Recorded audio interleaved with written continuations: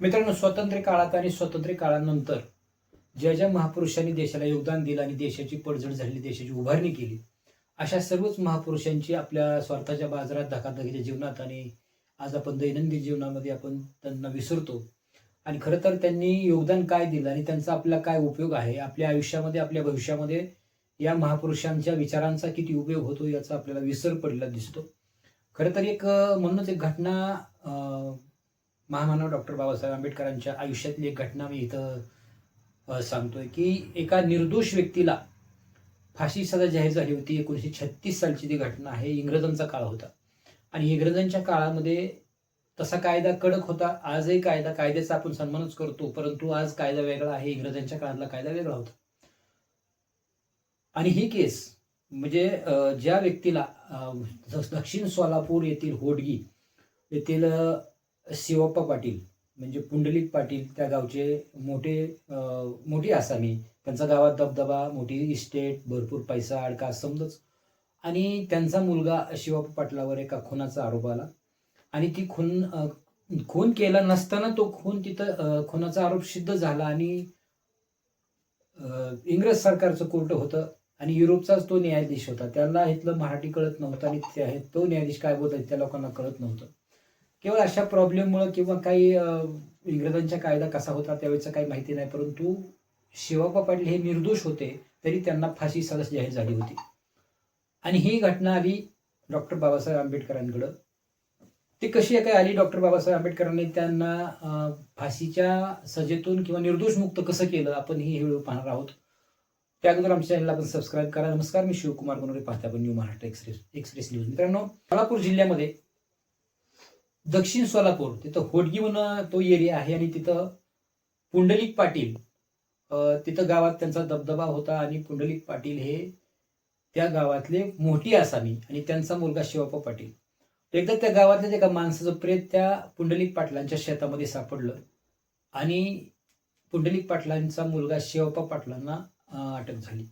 अटक झाल्यानंतर खटला चालला, केस चालली आणि विशेष म्हणजे शिवप्पा पाटलांचं लग्न झालं फारसे दिवस झालं नव्हतं. त्यांना एकच मुलगा झाला होता.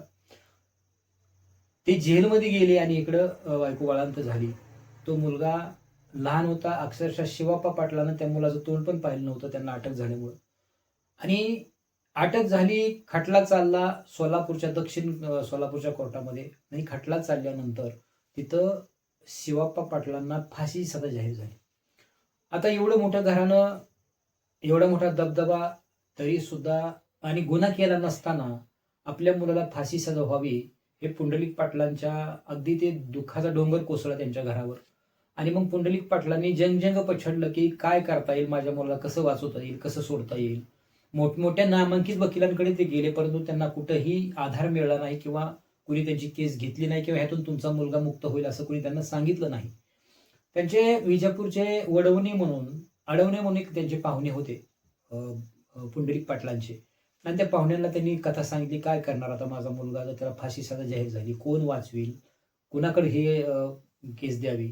तेव्हा अडवणे म्हणून त्यांचे पाहुणे होते, त्यांनी त्यांना सांगितलं की आपण एक मोठा नामांकित वकील आहे, फार हुशार आहे, तरुण आहे आणि तो नक्कीच तुमच्या मुलाला वाचवेल, आपण त्यांच्याकडे जाऊया. ते म्हणजे कोण तर डॉक्टर बाबासाहेब आंबेडकर. ते मुंबईच्या घरी पुंडलिक पाटील आणि ते त्यांचे पाहुणे डॉक्टर बाबासाहेब आंबेडकरांच्या मुंबईच्या घरी गेले. तिथे गेले तर ते डॉक्टर बाबासाहेब आंबेडकर त्या ठिकाणी नव्हते. ते पनवेलच्या त्यांच्या फार्म हाऊसवर गेले होते विश्रांतीसाठी. तिथे गेले, समजलं तिथं हे गेले आणि गेल्यानंतर डॉक्टर बाबासाहेब आंबेडकरांनी यांनी त्याच्यासाठी कथा सांगितली, असं असं झाले, माझा मुलगा निर्दोष आहे. तेव्हा डॉक्टर बाबासाहेब आंबेडकर म्हणले, मी एक अस्पृश्य वकील आहे, तुम्ही दुसऱ्या कोणाकडेही केस द्या. तेव्हा अक्षरशः पुंडलिक पाटलांनी बाबासाहेब आंबेडकरांचं पाय धरल्याने सांगितलं की तुम्ही माझ्या मुलाला तुम्हीच वाचवू शकता, दुसरं कुणीही वाचवणार नाही. माझा मुलगा निर्दोष आहे आणि निर्दोष माझ्या मुलाला तुम्हीच मुक्त करू शकता, असं त्यांनी पुंडलिक पाटलांनी विनंती केली.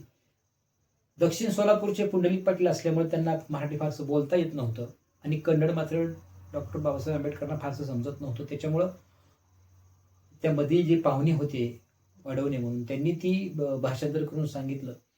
तो विषय त्यांच्या लक्षात आला आणि शेवटी विनंती तशी पुंडलिक पाटलांनी डॉक्टर बाबासाहेब आंबेडकरांना विनंती केली, परंतु त्यांनी सांगितलं की मी तुमची केस घेऊ शकत नाही. परंतु एक शब्द त्यांनी असा वापरला पुंडलिक पाटलांनी की साहेब, माझ्या मुलाला जर फाशी झाली तर माझी पत्नी विरहानं जिवंत राहणार नाही, ती सुद्धा जीव सोडेल आणि माझ्या घरातनं 2 प्रेत निघतील आणि ह्यातून तुम्हीच आम्हाला वाचू शकता. ही वाक्य ऐकल्यानंतर मात्र डॉक्टर बाबासाहेब आंबेडकर द्रवले आणि त्यांना त्यांच्या आईची आठवण झाली आणि डॉक्टर बाबासाहेब आंबेडकरांनी ती केस घेतली आणि सांगितलं, मी बघतो, तुमची केस माझ्याकडे द्या. ती फाईल घेतली आणि बाबासाहेब आंबेडकरांनी ती फाईल स्वीकारली, सांगितलं मी बघतो. आणि दुसऱ्या दिवशी त्यांना भेटायला बोलवलं. त्यांनी ते अभ्यास केला आणि सांगितलं मी ही केस घेतली आहे. केस घेतली म्हणताच त्यांना थोडंसं हायचं वाटलं. परंतु तुमच्या मुलाला फाशी सजा जाहीर झाली, परत एक 6 महिन्याचा टाइम आहे, तेवढ्या 6 महिन्यात आपण लढू शकतो, काहीतरी करू शकतो. आणि डॉक्टर बाबासाहेब आंबेडकर त्या कोर्टामध्ये हजर झाले. पहिली त्यांनी केस त्या विजापूरच्या कोर्टामध्ये वर्ग करून घेतली, कारण तिथल्या सोलापूरच्या कोर्टामध्ये युरोपचे न्यायाधीश होते आणि त्यांना मराठी कळत नव्हतं. त्याच्यामुळं भाषेचा प्रॉब्लेम असल्यामुळं त्यांना इकडून सांगितलं काय कळत नव्हतं, त्यांचं इथल्या लोकांना काय कळत नव्हतं बाकीच्या. आता डॉक्टर बाबासाहेब आंबेडकर बॅरिस्टर असल्यामुळे त्यांना त्या युरोपच्या माणसाचं कळायचं, पण बाकीच्याला समजत नव्हतं. म्हणून त्यांनी विजापूरच्या कोर्टामध्ये ही केस वर्ग करून घेतली आणि तिथं केस चालल्यानंतर तिथून अगदी जी केस बाबासाहेब आंबेडकरांनी न्यायालयाला सांगितलं की ह्या जे पोलिसांनी पुरावे गोळा केलेत त्या पुराव्यामध्ये कुठंही शिवाप्पा पाटलांनी हा खून केलाय असं सिद्ध होत नाही. शिवाप्पा पाटलाच्या रानामध्ये फक्त ही प्रेत सापडलं, एवढ्याच मुद्द्यावर पोलिसांनी यांना अटक केलेली आहे आणि कुठंही त्याचा पुरावा यांनी केलेल्या खुनाचा कुठं पुरावा मिळत नाही. यांच्या जमिनीमध्ये हे प्रेत सापडणं हे केवळ योगायोग आहे, परंतु याचा अर्थ असा होत नाही की शिवाप्पा पाटलांना हा खून केलेला आहे. त्याच्यामुळं ते न्यायालयाला त्यांनी पटवून दिलं, सांगितलं आणि ते न्यायालयाला पटलं. आणखी काही त्यांच्या भाषेमध्ये त्यांच्या ज्ञानाप्रमाणे डॉक्टर बाबासाहेब आंबेडकरांच्या बुद्धीची कुणीही जगात कुणी बराबरी करू शकत नाही. आणि मग त्यांनी त्याची बुद्धी तिथं लावून अशा निर्दोष माणसाला त्यांनी फाशीतून वाचवलं. विशेष म्हणजे पुंडलिक पाटील, शिवप्पा पाटील हे मराठा समाजाचे होते आणि मराठा समाजाच्या माणसाला डॉक्टर बाबासाहेब आंबेडकरांनी अगदी सही सलामत तिथून वाचवलं म्हणजे ते निर्दोष होते म्हणून वाचवलं आणि हे निर्दोष आहेत हे सिद्ध करून दिलं.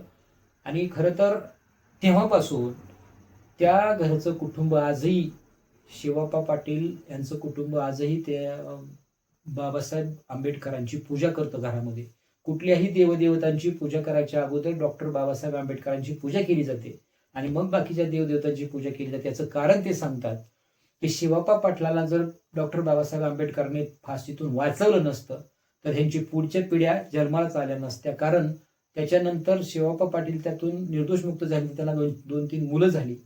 नंतर त्यांचा नातू कुणी नगरसेवक झाले, कुणी जेडपी सदस्य झाले. त्यांचा एक मुलगा गुरुनाथ म्हणून तो आमदारही झाला होता. ही सर्व घराण्याची प्रगती केवळ आणि आज ते घराणं आजही त्यांचे पूर्वज आहेत, वंशज आहेत, ते केवळ डॉक्टर बाबासाहेब आंबेडकरांनी शिवाप्पा पाटलाला निर्दोष मुक्त केलं म्हणून. नाही त्याच वेळेस फाशी झाली असती, यांची पुढचा वंश वाढला नसता. आणि म्हणून डॉक्टर बाबासाहेब आंबेडकरांची ते कुटुंब पूजा करतं. आणि खरंच डॉक्टर बाबासाहेब आंबेडकर हे त्यांना कुठल्या ते दैवाला मानत नव्हते. शिका, संघटित व्हा, संघर्ष करा. तुम्ही शिक्षण घेणं गरजेचं आहे, त्याच्याशिवाय तुम्हाला ज्ञान येणार नाही, ज्ञान आल्याशिवाय तुम्हाला न्याय मिळणार नाही असं त्यांचं म्हणणं होतं. म्हणून शिका आणि एकट्या दुकट्या न्याय मिळत नाही, तुम्हाला संघर्ष करावा लागेल आणि संघर्ष करण्यासाठी तुम्ही संघटित व्हावं लागेल आणि संघटित होण्यासाठी तुम्ही शिकावं लागेल असं ते सांगत होते. त्यांचा फक्त शिक्षणावर विश्वास होता आणि म्हणून आजही लोकांनी शिक्षणावर विश्वास द्यावा, ज्ञानावर विश्वास द्यावा आणि अशा पूजनीय महापुरुषांचे विचार विसरले नाही पाहिजे, तरच राष्ट्राची पुन्हा उभारणी होईल. पाहत राहा न्यू महाराष्ट्र एक्सप्रेस न्यूज.